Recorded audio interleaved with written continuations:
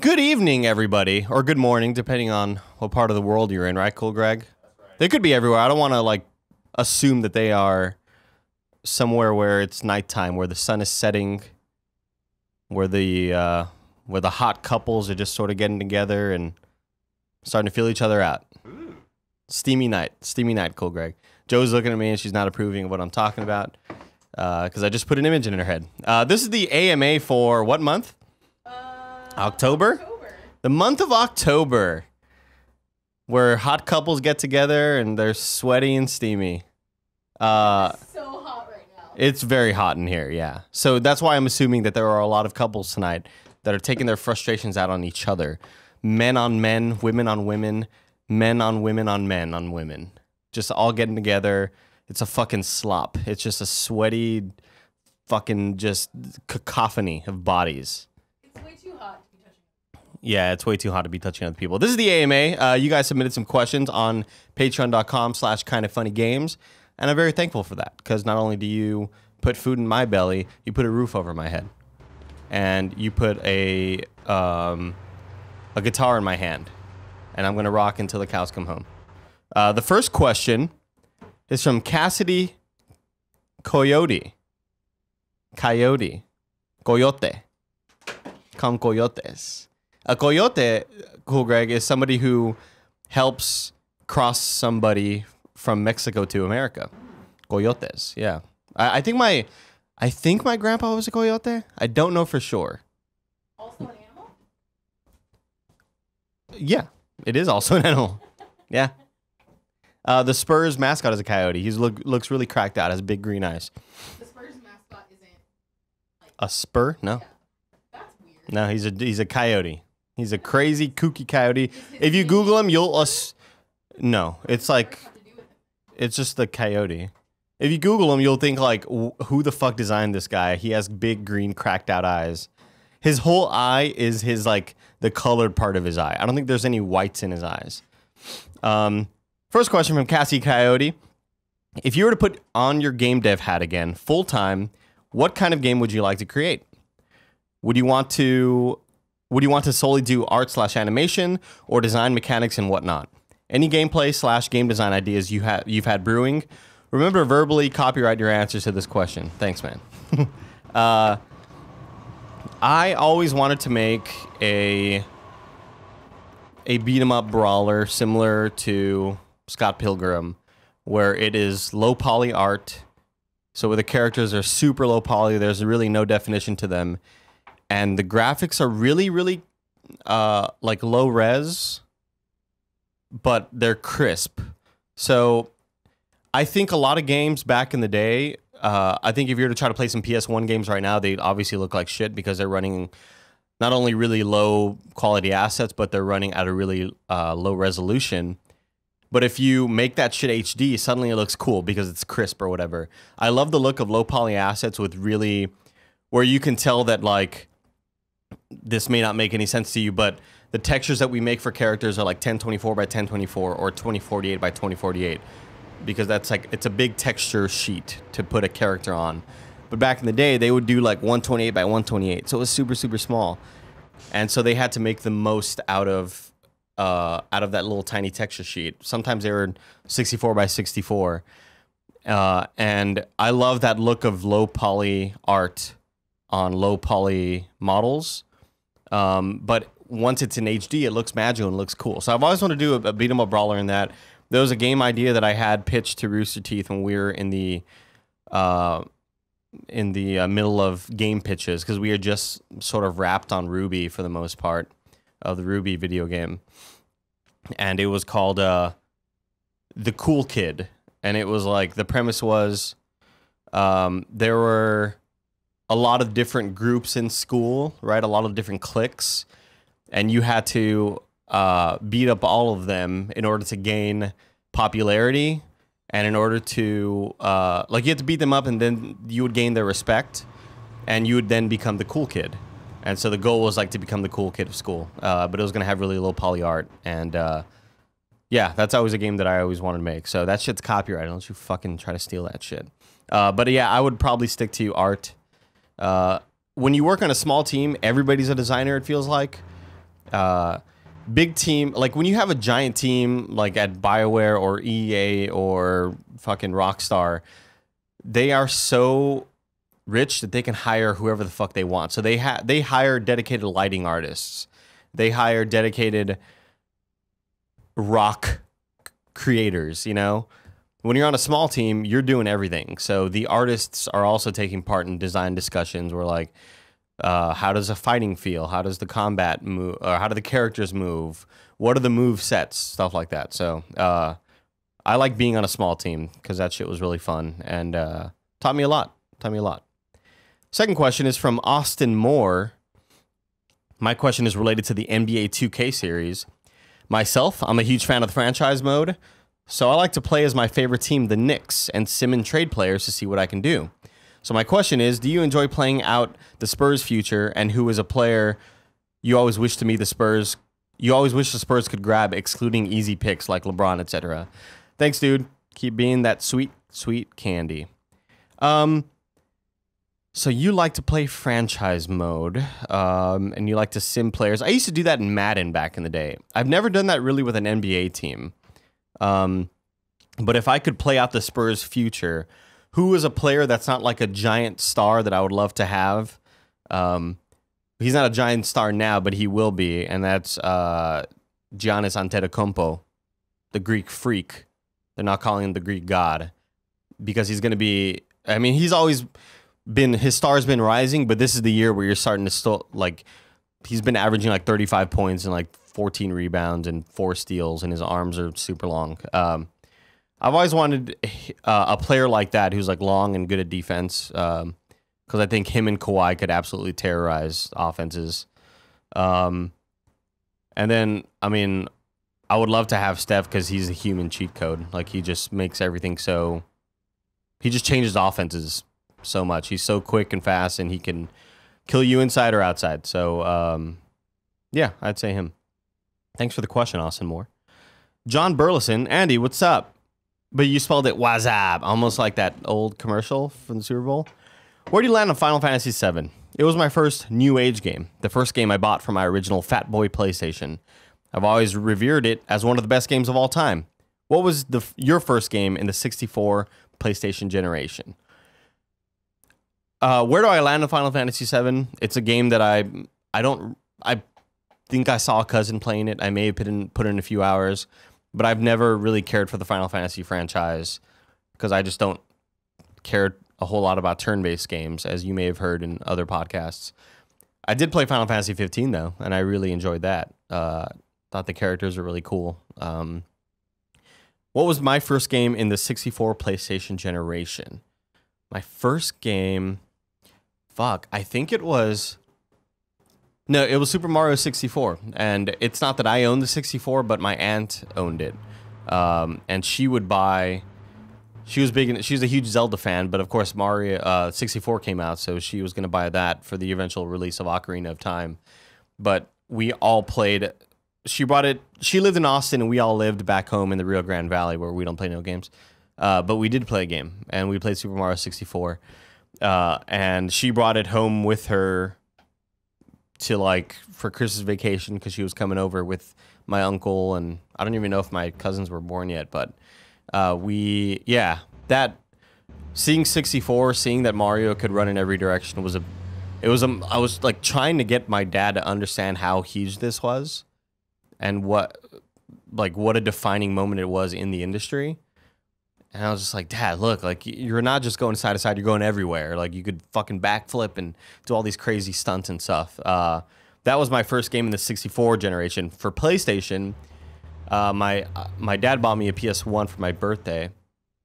It was kind of like for my brother and me, but I'd say the first game I played there was probably Tony Hawk, the demo.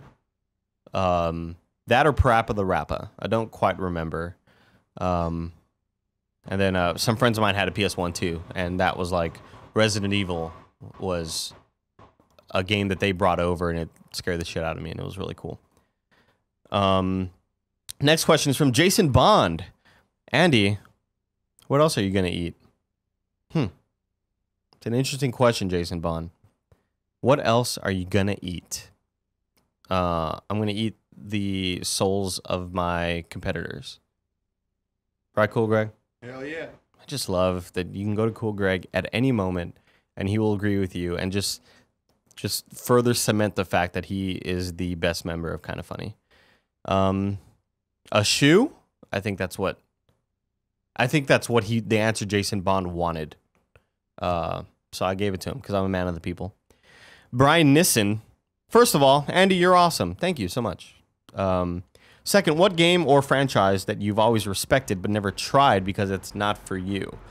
For me recently, it's Cuphead. I'm so happy that game exists and is doing well, but I'm pretty terrible at platformers in general. Had to scum the crap out of Mega Man X just to beat it. Okay, so what's a franchise that I've always respected but never tried because it's not for me? Oh, shit, I'd say a lot of turn-based stuff, like The Secret of Mana and fucking all those, like, fucking old school, like SNES JRPGs and shit. Because those just games, they never appealed to me. The lore of them, the characters, the worlds, that's stuff that I, like, ate up as a kid because I love Zelda. But a lot of those games were turn-based, and I couldn't fuck with that. I'm a huge fan of the fighting game scene, the fighting game community, but I never play them because I'm just so awful at them. And trying to chain combos back to back. My friend Caesar is really, really good at fighting games, and I love watching him play. And I love every time Evo comes around. I love tuning into that, but it's a game that I would never like. I think I bought Marvel vs. Capcom 3 when it first came out, and I was so terrible at it. And I was like, no, I just can't do it. Can't do it. But I used to play like Mortal Kombat and Street Fighter back in the day. Oh, you know what? Also puzzle games. Puzzle and strategy games. I'm a dumb kid. My brain doesn't think in those ways. So I tried to play Portal, and my brain just did not work in that fashion. So I was stumped most of the time because I just don't understand. I'm a dummy. Next question is from Nerd Cave. Hey, Andy. Love your editing and energy that you brought it Kind of Funny. Thank you. I edit all the time and was wondering what is some advice on being creative with edits. You do a great job of finding the best moments in party modes and showcasing them, and I want to get better at doing that in my own Let's Plays. You edit all the time. What's some advice to be creative? I stress a lot about party mode episodes. I think even some episodes that a lot of people like, I still stress out about because I don't think that they are up to par with other episodes. And to me, it's like I worry so much about making certain jokes land and making certain jokes hit. It's hard for me to say how to be more creative because I guess I get to certain moments where it's somewhere that I could infuse a musical mashup, or I can make zoom in on somebody's face because they're doing something silly, or split screen it so you could see both people's faces. Those are, I guess it's really tough. And I stress out a lot because I do not want to put out a bad episode. And I guess the challenge in editing party mode is that to try to find the funny in places that there is no funny. And that happens a lot in our episodes because sometimes there's downtime and there are times where none of us are talking. And there are times where maybe the gameplay's too loud and you can't really hear us, or there's times where we're all talking over each other. And the tough part is trying to make it entertaining, trying to make dull moments entertaining. And I normally just default to zooming in on Greg's crazy ass face. But yeah, I don't know. It's hard to explain. It's hard to say how to be more creative because I don't really understand it either. Next question is from Jeremiah Bueller. Hi, Andy. I'm looking at creating a few T-shirts for myself and a few friends. What are your thoughts on the best way to make a T-shirt that doesn't scream, I made this shirt with Microsoft Paint? Any good free-ish resources that you use for inspiration? Free-ish resources. I know that there are a lot of Photoshop comparable programs that you can use that you don't have to spend an arm and a leg on. Because Photoshop Creative Suite, I think we pay like $30 a month or $50 a month for the company or something crazy like that. But as far as free-ish resources, I would normally just Google stuff and try to get inspiration from Google and hope that the idea hasn't been taken. And if it has been taken, try to riff on it and try to make it your own. It's hard to be 100% original these days. So I think if you're able to try to make something your own, you just hope that they don't sue you. Yeah. But as far as what's the best way to make a shirt that doesn't scream, I made the shirt in Microsoft Paint, don't use Microsoft Paint. But obviously it's gone, right? Microsoft Paint's gone, right, Joey? I think it's gone. That sounds right. I said Microsoft's Paint, but I meant Microsoft Paint is gone. Microsoft's, yeah. I Microsoft's. don't like that. The way it sounds? You don't like the way it sounds? Yeah, that's a lot of strong consonants. Yeah, you're right. You're right. It is a lot of strong consonant sounds. I'm just going to repeat what you're saying so they know what you're saying. That's right, because those mics don't pick up These microphones do not pick up. like the. Yeah, correct. Correct. They do not pick up as well as the laughs do. So, Jeremiah Bueller, try your best. Steal stuff from people. Hope that they don't sue you. Just kidding. Don't do that. This next question is from Nicole Humphrey. Andy, what is a game that you most regret not beating? Fuck. I wish I would have read this one beforehand. Joey gave me everything I needed to read the questions beforehand, and I didn't do it. I didn't do it. And I wish I could fucking ponder on this. You know what? I'm going to come back to this, Nicole Humphrey. I'm going to come back to this question. That's a great question. Because there are tons of games that I don't beat because I just like something new comes out or I just burn out on it. Alexander Suarez asks, Andy, you are tremendously talented and it's been a pleasure watching what you create. Thank you so much. That means a lot, man.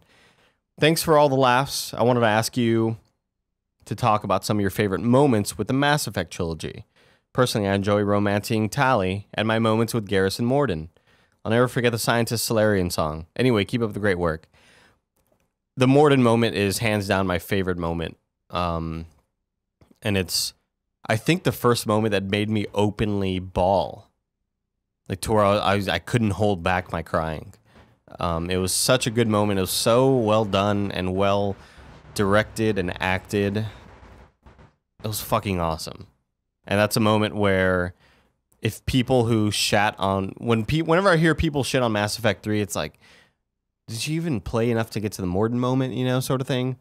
Unbelievable moment. What are some other my favorite moments? Anything with Garrus. I hung out with Garrus and Thane a lot.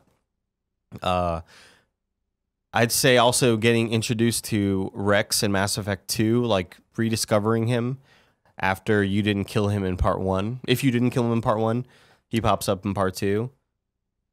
And that was really cool. That was like a fuck yeah, my homie's back sort of thing. And I wish he could become part of the squad again, but he was pretty planted down on Tachanka. Yeah, man, I fucking love Mass Effect. I think it's one of the best series ever created. And I'd love to see a movie in the Mass Effect universe or a Netflix series or something. It's hard to do hard sci-fi like that, but I think it'd be fucking awesome. Next question is from Brian Horst. Not sure how you pronounce that. Hey, you big goofball. Let's talk music. What's your curtain guitar rig? Amps, pedals, you know the drill. Bonus question. Favorite albums in 2017? Well, fuck. Favorite albums in 2017? I don't fucking know because I don't listen to music as much as I used to. And it's mostly because I started editing. When I used to work in game design, I could just listen to music all day and podcasts. And now I'm sort of limited to one podcast, which is the Dan Le Batard Show, because I don't have time for anything else. And that kind of sucks. Last night I was designing a new shirt, and I was able to like listen to podcasts and music, and I was like, oh, I forgot what that felt like. It feels awesome. So you know what? I'll go with Damn by Kendrick Lamar. I really like that album. But what's my current guitar rig?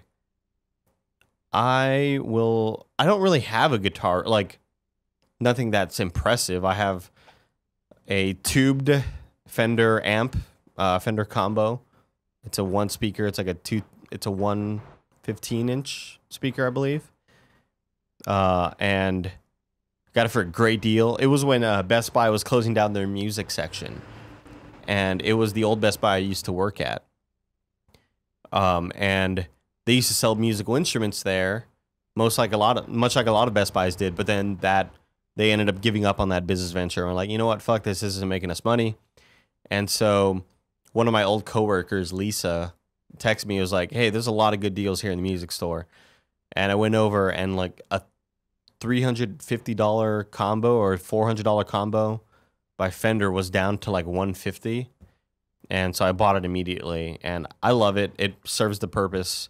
Back in the day, I used to have an Avatar cabinet, which is like a small cabinet company that custom makes cabinets for you. So it was a 410 or 412, and I had like Celestion greenbacks and Celestion, I forgot what the other brands were, but I used to be really into gear back in the day. And the head I had, Winfield.